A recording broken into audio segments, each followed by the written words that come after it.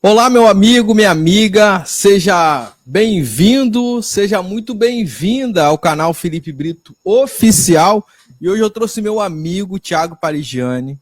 Thiago, hoje a gente vai falar, não é de assunto de aposentado, mas um assunto que mexe com todo brasileiro. A possível prisão de Jair Bolsonaro, cara. Isso é algo que tá aí, né? Hoje, dia 21, né, dia 21 de novembro de 2024, a Polícia Federal, né, apresentou ao Supremo Tribunal Federal um relatório acusando formalmente o ex-presidente Jair Bolsonaro e outras 36 pessoas por tentativa de golpe de Estado, abolição do Estado Democrático de Direito e também de participação em organização criminosa. Gente, é algo muito sério, né? Tentativa de golpe de Estado, né? Bolsonaro e seus aliados são acusados da relação de planejamento de impedir a posse do ex-presidente, o presidente eleito, né? Luiz Inácio Lula da Silva, após uma derrota das eleições de 2022. Gente, isso está acontecendo nesse momento. As investigações indicam que o grupo buscava desestabilizar as instituições democráticas brasileiras, incluindo planos de assassinar líderes políticos como Lula, o vice-presidente, né, e ministro também, o Alckmin, né? Gente, o relatório aponta que Bolsonaro liderou uma organização que atuava de forma coordenada e a ordem para tentar contra a ordem, né, democrática e manter-se no poder ilegalmente. Isso é o relatório. São, entre eles, os 36 acusados ali, 2 generais da reserva, ex-ministro e aliados políticos de Bolsonaro, como Walter Braga Neto, né, que foi candidato também ali com Bolsonaro. Valdemar Costa Neto também está no relatório, é o presidente do PL. Lembrando que o presidente do PL também já foi preso. O relatório foi entregue ao STF, que decidirá sobre o processo das acusações. Caso aceite, a Procuradoria-Geral da República poderá apresentar denúncias formais contra integrantes desse esquema. Então, assim, o que eu quero ver aqui com o Thiago, o Thiago vai trazer muita informação aqui para a gente também, né, sobre essa questão de Bolsonaro, tá? Lembrando também, o relator é o Alexandre de Moraes, é isso mesmo, está confirmado? O relator será o Alexandre de Moraes? Eu quero ver isso também, porque ele é o principal, no caso, vítima. E esse processo cai no Supremo Tribunal Federal, onde Alexandre de Moraes, Thiago Parigiani. Essa questão agora, a gente tem que entrar nessa questão porque não adianta. Você acha que essa questão é uma questão política? É uma questão de justiça? O que você acha, cara? Qual é a sua opinião? Porque será que a gente ainda pode dar opinião? Está muito difícil. Nós estamos num país democrático que a nossa opinião não pode imprimir opinião. Você, como jornalista, qual é a sua visão do que está acontecendo hoje? Porque hoje está acontecendo algo diferente. Eu já vou botar a bola no alto. Eu cravo que Bolsonaro será preso. Eu acho que não tem mais escapatória. Não é um desejo meu. Eu vejo todo esse desenho aí para Bolsonaro ser preso. O Thiago tá ali, cara. Ele tá com uma vontade de falar. Eu acho que tem uma opinião diferente da minha. E por isso que ele tá aqui. Justamente para falar. Thiago, meu amigo, o que você acha desse imbróglio aí que tá acontecendo agora, nesse momento? Todas as agências. O Jornal Nacional, por muito tempo, não para. Entrou no ar 4 horas da tarde para dar aquele plantãozinho para dizer, hoje tem que se preparar que o Jornal Nacional hoje é dedicado a Jair Bolsonaro. O que você acha, meu amigo? Muito boa tarde, muito bom dia, muito boa noite. É sempre uma honra estar aqui dividindo tela. Eu tô ansioso para ver o que você vai falar, cara. Eu tô ansioso com a sua opinião. É sempre uma honra estar aqui dividindo tela com esse meu amigo carioca. né? Felipe Brito, toda essa audiência maravilhosa aqui. Quem não me conhece, Thiago Parigiani, jornalista, também sou atuante aí no mesmo nicho dos aposentados, dos pensionistas, dos servidores e dos BPCs. Me sigam lá no YouTube, Thiago Parigiani em Brasil Inteligente, se você quiser saber de política, são 2 canais separados. E aí no Instagram você vai me encontrar lá também, caso eu fale alguma abobrinha, que você pode ficar à vontade para falar contra a minha posição aqui no chat, mas argumente com categoria, tá? Com base em estudo, com base em pesquisa, que é o que eu procuro fazer sempre que eu venho para uma discussão desse tipo aqui. O Felipe já deu um pequeno spoiler dessa situação toda, e ele vai contextualizar o que está acontecendo, na verdade. É uma novela que começou, já vai fazer quase 2 anos, né? O relatório aí, quantas páginas tem, Felipe, que você falou? 800 páginas. 800 páginas. Pegaram lá o ajudante de ordens do Bolsonaro e começaram a pressionar ele para que ele falasse os podres do Bolsonaro e tudo mais, o que, num primeiro momento, gerou uma ansiedade de todos os lados, né? O brasileiro que já está acostumado com o que o PT fez aqui, está acostumado a ver o Lula sendo preso por conta de sítio em Atibaia, triplex no Guarujá, por conta de improbidades administrativas da Dilma, que foram as molas propulsoras aí para o impeachment dela. O brasileiro não se surpreende com mais nada. Então, descobrir que o Bolsonaro teria sido corrupto, descobrir que o Bolsonaro teria desviado alguma coisa, como o caso das joias, que está tudo interligado a isso, que o Bolsonaro tentou se refugiar na embaixada da Hungria, com medo de ser preso, que o Bolsonaro fez a reunião com os generais para deturpar a democracia e acabar com os poderes aqui no Brasil, com a independência dos poderes e tudo mais, isso não surpreenderia. O problema é que a Polícia Federal não tem conseguido juntar provas em relação a isso. Até hoje não teve crime, até hoje a questão das joias ficou uma coisa que foi imputada ao Bolsonaro, mas ficou comprovado também que o Lula fez isso, né, recebeu presentes e sabe-se lá o que fez com esses presentes. A questão do consulado não caracterizou nenhum tipo de refúgio, nem nada, simplesmente ele quis passar 2 noites ali porque se sentiu inseguro. Eu, em contato com um hacker que estava aí aparecendo em tudo quanto é canal TV Auriverde lá de Bauru, apareceu na Jovem Pan, deu entrevista no 247, que é um canal esquerdista. Perguntei para esse hacker, você hackeou o Bolsonaro? Você achou algum podre do Bolsonaro? Não. Então, eu sou o principal interessado aqui. O dia que descobri um podre do Bolsonaro, eu venho aqui, mas eu falo de boca cheia. Eu não sou fã do Bolsonaro, né? Mas eu sou muito menos fã da esquerda e sou muito menos fã do Luiz Inácio Lula da Silva. Então, estão querendo, na minha visão, fazer uma coisa que eles estão, na verdade, se borrando de medo de fazer, que é prender o Bolsonaro. Só que eles sabem que a prisão do Bolsonaro, se for mal fundamentada, mal justificada. Você falou do Alexandre de Moraes julgar o crime no qual o Bolsonaro está sendo acusado de planejar, não de praticar. Dele, do Alexandre de Moraes. O cara te ameaça de morte, aí você é o juiz e você vai fazer o julgamento desse cara que te ameaçou de morte. Você vai ter alguma imparcialidade nesse julgamento? Zero. Convenhamos e convenhamos. Então, é o que está acontecendo no nosso país. Esse cenário o que tornou o Bolsonaro inelegível também. O presidente da época do tribunal era Alexandre de Moraes. Não tem lógica uma coisa dessa. Isso é insegurança jurídica. Então você não sabe mais o que você pode falar aqui no YouTube, você tem medo do que pode acontecer com você, você tem medo de desmonetização, você tem medo de perda de canais. É o país tentando ser censurado. Isso para o exterior não é bom. A gente está vivendo uma semi-ditadura venezuelana. Né? A gente fica com esse receio. E o ditador não é o Lula. O ditador se chama Alexandre de Moraes. Essa é a questão. Né? O ministro do Supremo, que antes era feito aí pelo Gilmar Mendes, hoje é o Alexandre de Moraes, o testa de ferro de tudo, e tudo gira em torno dele. Então, até a questão de canais políticos no YouTube, ela fica muito vulnerável, porque você fala, vou fazer um canal independente, é um canal que não tem verba do governo, um canal que não recebe verba do Brasil União e Reconstrução, não recebe apoio também da direita, do Bolsonaro, muito menos porque estão fora do poder, não teriam como fazer esse apoio, e você faz um comentário isento, e a pessoa te vê com maus olhos e fala, você falou contra mim e o seu canal está derrubado. Assim como acontece com o Rodrigo Constantino, por exemplo. Essa é a insegurança jurídica. Não tá claro, né? A regra. A regra. Se não tá clara a regra, eu posso vir aqui falar o que eu quiser.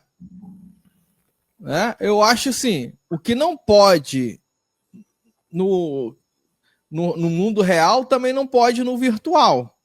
Eu acho que ninguém aqui... eu vejo gente pagar por crime de opinião. Você, jornalista, você vai falar agora, você pode ser penalizado por crime de opinião. A sua opinião, o seu pensamento, que não gera... você não incentiva ninguém. Ninguém incentiva aqui. Nunca incentivei, você também nunca incentivou.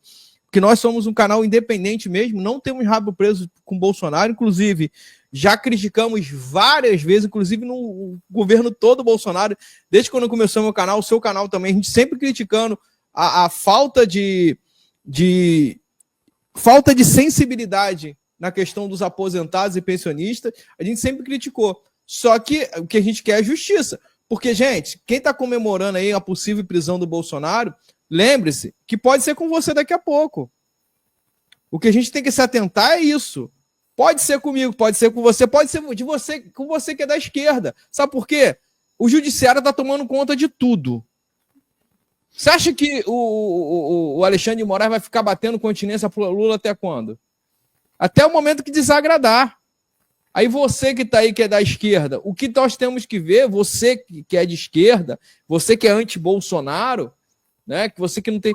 Agora, se fosse você, se fosse agora você, se fosse na época do Lula, o Lula está aí, né? O Bolsonaro. Um dos responsáveis que eu vejo, Thiago, hoje, falando sobre o Lula, falar de prisão, não tem como não falar de Lula. Né? Lula está ligado diretamente à prisão. E hoje o Lula ele é presidente da República. Olha só a diferença. Porque o Bolsonaro indicou o Cássio Nunes Marques lá, que era do tribunal, e ele votou a favor do Lula ser candidato. Olha só, um cara que foi indicado por Jair Bolsonaro deu o voto de Minerva. Estava 3-3, ele foi lá e votou. Isso é democracia. Por mais que eu não concorde com o ministro, eu acho que o Lula não poderia ser candidato, mas hoje ele é o presidente. Mas olha a diferença. O judiciário, Thiago, o judiciário hoje, como você vê essa formação ali, que é indicado por presidentes, a maioria indicado por Dilma e Lula. Nós temos uma briga, uma polarização no país. O país está rachado, dividido. E está claro o lado do STF. Está claro o lado de Alexandre de Moraes. Aí muitos vão falar, mas não foi nem Lula que indicou. O Lula não indicou, foi o Michel Temer. Mas existe uma briga entre Bolsonaro declarada. É um inimigo pessoal de Jair Bolsonaro. Essa pessoa não deveria estar julgando o Bolsonaro. O que você acha, cara? É claro, isso é viagem minha, não tem nada a ver. Você acha que é imparcial mesmo? Não é parcial. Você já deu um... Você acha que realmente, na hora, a decisão ali... Não tem, acho que é uma pergunta assim... Até meio óbvia, né, a resposta. Sua pergunta é uma pergunta retórica. Você sabe a resposta, você está me trazendo para eu dar a minha opinião. Enquanto não houver eleições para o STF, não existe imparcialidade. A partir do momento que você é indicado pelo seu chefe, ou pelo seu ex-chefe, ou pelo seu chefe que jogava no mesmo time, o seu ex-chefe que jogava no mesmo time do seu atual chefe, que é isso que aconteceu. Se a Dilma indicou, a Dilma era a sucessora do Lula. E aí, quem fez a sucessão? Ele. E hoje quem está lá? É ele. Então, o Gilmar Mendes agrada mais quem? O Bolsonaro ou o Lula? Óbvio. Né? O Moraes, você tem dúvida em quem o Moraes votou na última eleição presidencial? Não. Nenhum. O William Bonner, você tem dúvida em quem o maior jornalista, o maior âncora da TV brasileira votou na última eleição? Não. Então, por aí você vê que não existe mais uma imparcialidade nem no STF e nem principalmente na imprensa, Felipe. Por isso que eu venho fazendo esse trabalho aqui no YouTube da conscientização jornalística do jornalista vocacionado, porque a imprensa está em crise, o jornalismo está em crise, o jornalismo ele está perdido nessa época de internet. E como eu já tinha me ausentado da área corporativa do jornalismo, virei um empresário independente e pude participar dessa transição de forma independente, eu me sinto hoje muito feliz e protegido. de poder vir aqui e fazer um canal completamente independente, completamente sem viés financeiro patrocinando a minha opinião. Quem patrocina a minha opinião aqui é a minha audiência. Só a eles eu devo justificativa, devo satisfação. Agora, quando você está numa redação, quando você está numa emissora, por exemplo, hoje, se eu estivesse na Globo... Você leu o teleprompter. Você ia ter que ler o teleprompter. Eu teria que ser um contraponto. Né? Eu trouxe aqui o Vitor Brown, fiz a entrevista com o Vitor Brown, que está na Revista Oeste, estava na Jovem Pan, e falei para ele, Vitor, você trabalharia na Globo? Eu trabalharia, se me dessem a liberdade de poder emitir minha opinião do jeito que eu quero. Ou seja, não ia rolar. A Globo não permite o contraponto. Né? Você tem ali a Daniela que estava na CNN e foi para a Globo News, que ela é altamente esquerdista. Você percebe. Né? E por isso que ela está onde ela está. Então você pega um Caio Coppola, que está na CNN, você percebe que ele tem um viés de direita. Ok. A CNN faz o contraponto. A Globo perdeu o contraponto.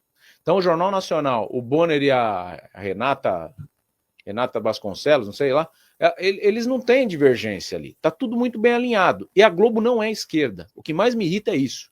A Globo ela joga no time de quem paga mais para ela. Isso me incomoda muito. Incomoda muito. Porque quer dizer que se o Bolsonaro tivesse feito o governo dele, dando verba para a Rede Globo e fazendo atos corruptos, a perseguição não haveria. E isso não pode acontecer. Porque foi justamente o que aconteceu no governo Dilma. Como o governo dava verba, deixaram até a Petrobras quase falir para poder derrubar a Dilma. E aí quando viram a comoção nacional, viram a Lava Jato empurrando toda uma situação, não teve como a Globo remar contra o impeachment da Dilma. Por isso que falar, mas a Globo foi isenta, o impeachment a Globo não teve como. Mas hoje, se rolar de novo um pedido de impeachment, eles vão ficar com medo, porque eles acham que se o Bolsonaro voltar, não vai ter a verba de novo. E isso não pode guiar o viés do jornalismo. O jornalismo, Felipe, sempre foi uma ala que o cara é treinado para morrer pobre, mas falando a verdade. Falando a verdade. Eu estava na Editora Abril, era louco para fazer o departamento comercial, nunca ninguém deixou. Tinha 20 anos, né?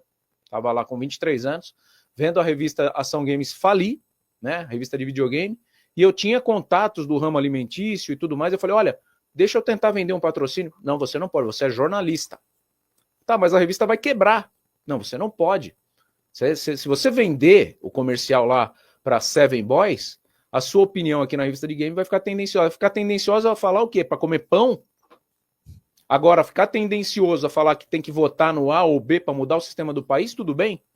Então, esse jornalismo vendido que você está vendo na mídia, na grande mídia, ele não pode perpetuar.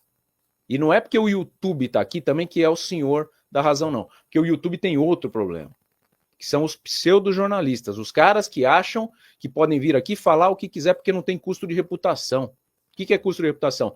Não tem inscrito, não tem cancelamento, ele abre uma live aqui e fala. A gente tem quantas pessoas aqui, Felipe? Está gravado. Mas nesse momento deve ter 500 pessoas, 600 pessoas. Nossos canais são grandes já. Nós temos um custo de reputação. A gente não pode abrir uma live para falar besteira. Agora, hoje mesmo eu vi um vídeo de uma senhora falando que o Lula é um clone, que o Lula não é o Lula. E o pessoal no meu chat, repercuta, Thiago, repercuta. Eu falei, vou repercutir o quê? Você acha que isso aqui tem base em quê? Não tem base jornalística nenhuma. Atualmente nós temos mais de 30 milhões de pessoas aposentadas, pensionistas da Previdência Social. E a esmagadora maioria dessas pessoas passam pelo chamado superendividamento. Trazendo uma solução prática, rápida e urgente para cada um de vocês, eu, Milton D'Antunes, juntamente com o Thiago Parigiani, em nossa parceria, estamos apresentando para você um manual prático para você lidar com esse superendividamento. Negociar diretamente com aqueles que são bancos financeiros e que levam boa parte do que você tem de benefício mensalmente. Você vai mergulhar dentro de um curso prático e dentro dele você vai aprender na prática a livrar-se desse grande problema que afeta a vida hoje de milhões de brasileiros. Mas eu quero cuidar nesse momento em especial de você que acompanha o nosso trabalho. Então, não perde tempo. Adquira o nosso curso prático, que era R$ 249 e agora está em promoção, especialmente para você, por apenas R$ 49,90.